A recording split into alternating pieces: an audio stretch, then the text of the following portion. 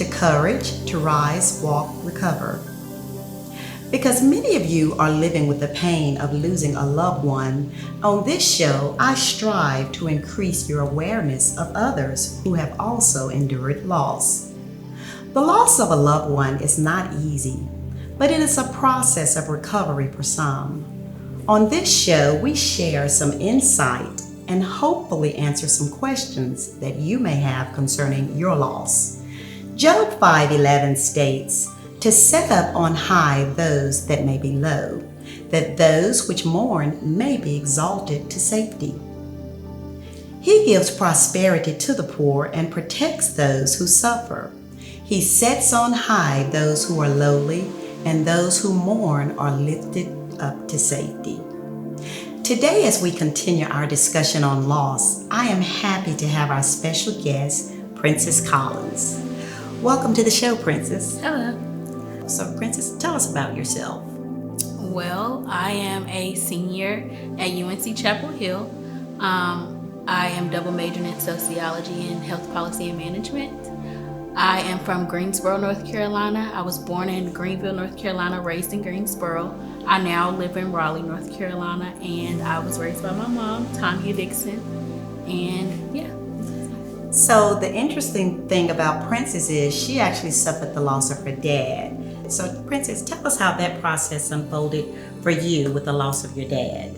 So I was 5 years old when my father was killed, and my whole life changed. Yes. It was totally different. I don't really have too many memories of him because I was so young, and from counseling I've learned that maybe, that was something I've repressed that time, and the memories I do have of him, I've repressed those.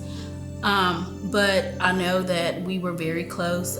Everyone tells me that my father we were best friends, we were inseparable. I always wanted to be with him. If we went to a family's house and I wasn't under him, I was crying. Everyone called me a crybaby. And yeah, so I know we were really close, and he was, a good father. From what everyone has told me, he was a great father to me. But when he died, everything changed, and yeah. So tell me, Princess, some of the trials and pitfalls you've actually experienced because of the loss of your dad. So the biggest one that I'd say is definitely financial troubles, struggling.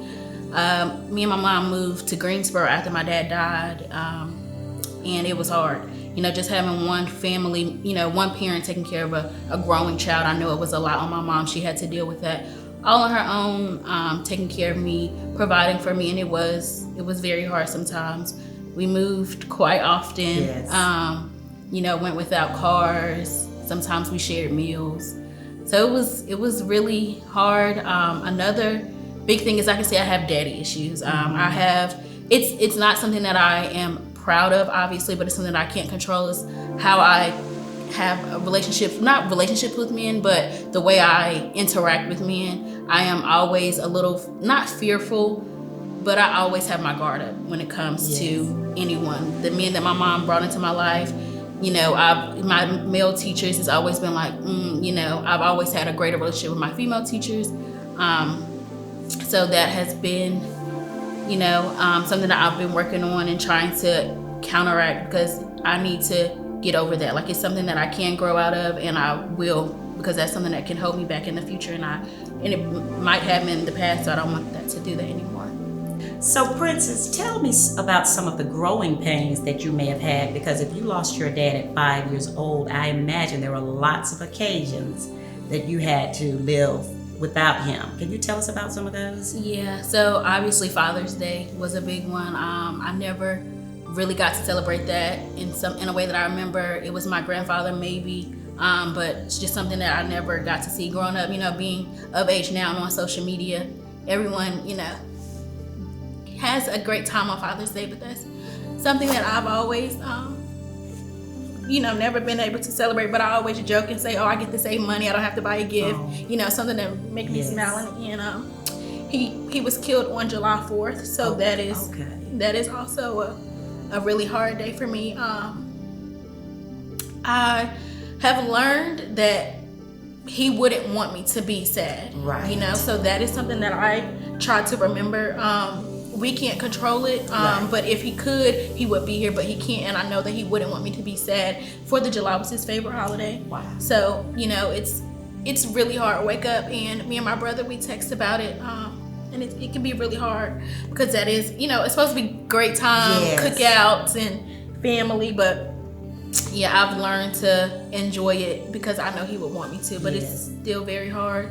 I was in the cotillion in my senior year of high school, and it was a father-daughter dance, and obviously I did not have a father, so my brother stepped in. My brother has stepped in quite often when it comes to things, you know, those kind of situations. So I'm very grateful to have a brother that's 7 years older than me, Yes. who can kind of step in and take that role sometimes. But you know, father-daughter lunches and things like that. When my mom couldn't come to you know, field trips, some students would have, you know, some of my peers, they would have their other parent come. But sometimes if my mom had to work, you know, I would be there without a parent. So times like that, it was very hard, but it's okay. Yes. You know, I made it, and I'm here, so I can't harbor on that for too long, you know. And I'm glad that Princess is sharing this with us, because I know that there's someone in the audience listening to us today who are living with these same issues. Some moments in time where family members or loved ones are not able to be at special occasions and things. And I'm just glad, Princess, that you were willing to come today to share these very, you know, painful moments, if you will, because we know when we have lost a loved one, as I lost my mom, and these special occasions, you know, come around, you really have to figure a way around them and deal with them. I like the thought that you even could make a joke about it if you could, to, you know, bring a smile or laughter even in the midst of your hurt. So hopefully when someone today has learned, you know, some ways of dealing, because there are many people suffering these same areas of loss. So Princess, on that note, just share with us some things that people can learn from you of how you began to move on through each of your days, even with the loss of your dad. So for me, my favorite quote, I should say, is everything happens for a reason. That is something that I stand by, I live by. I believe that everything God has to happen, like places in your life, every single thing matters, and I have lived by that. If my father would have passed away, I would not be living in Greensboro. I would not have probably had the same academic successes that I've had. Yes. I probably would not be at UNC Chapel Hill. If anything, I would be in my hometown, God knows doing Same. what, because you know, that I am definitely in a better place Yes. than I can think that I would be if I stayed in Greenville. So I believe that everything happens for a reason. And although it's very, very hard, every day is a battle. Yes. Every day getting through it is a battle. I've learned that I can't act like everything is okay when it's not. Right. But when it is, okay to enjoy the moment.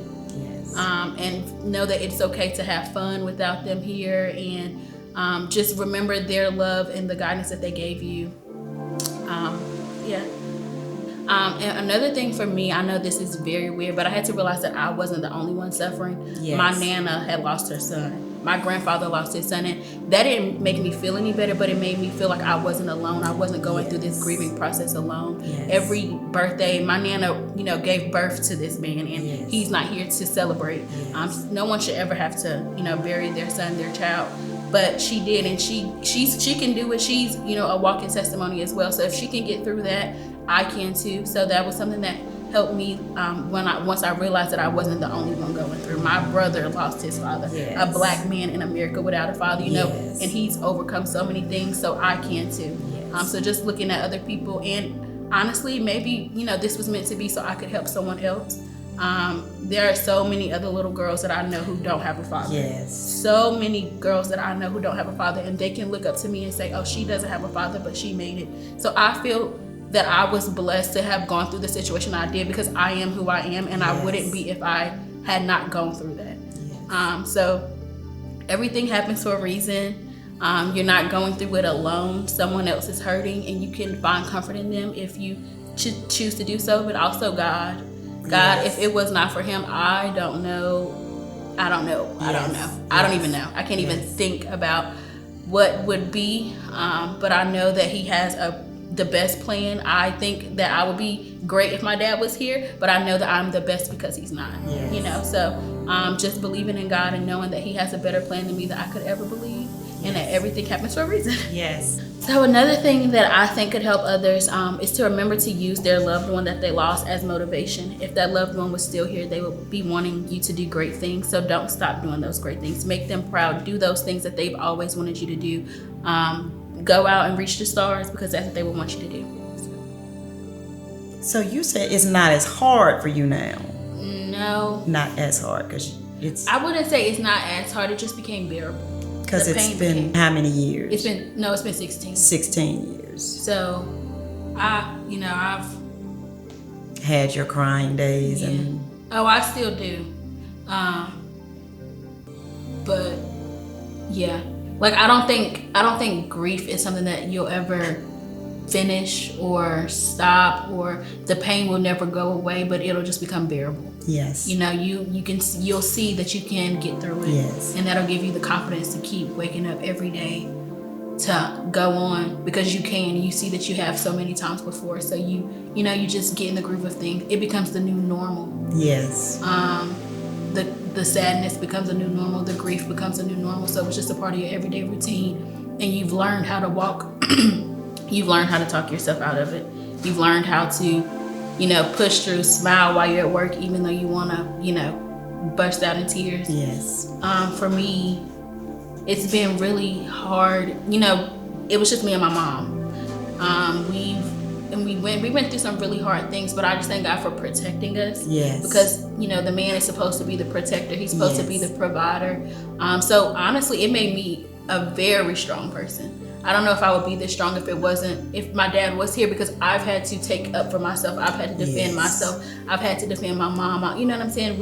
And when it's just us, you take on the role. You take on a new role. So, that's been pretty hard, especially with all the sex trafficking.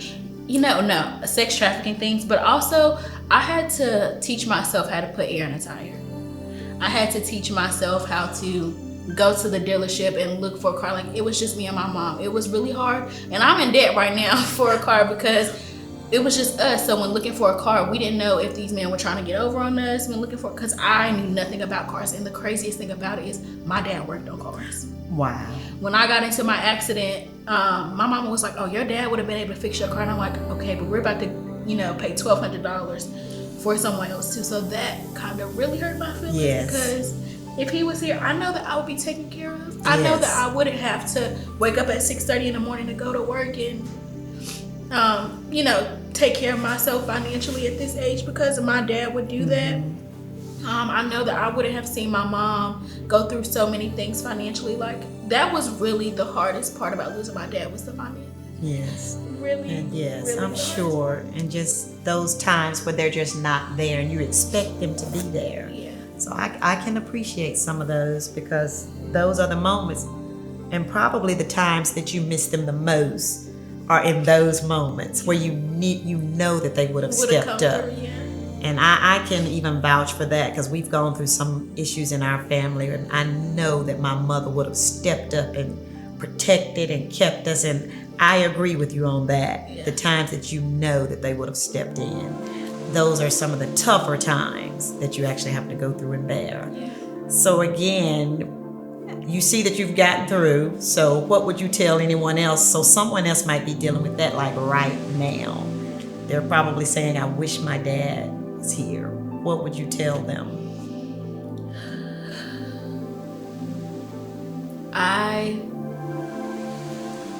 To just feel your emotions, honestly, but to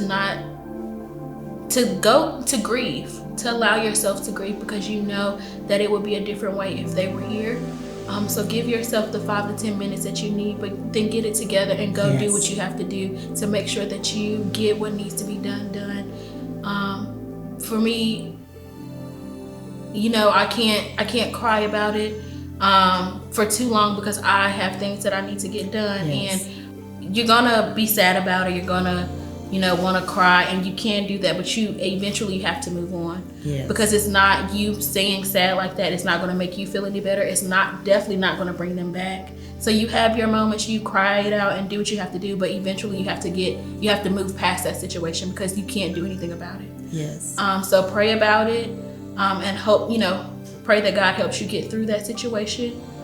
But remember that you have to move on from it because it's not going to make it any better. It's not going to take the pain away. It's not going to bring them back. Yes. So make sure to cry, but then move on. Yes. And one thing you mentioned that I did agree with is the importance of the day.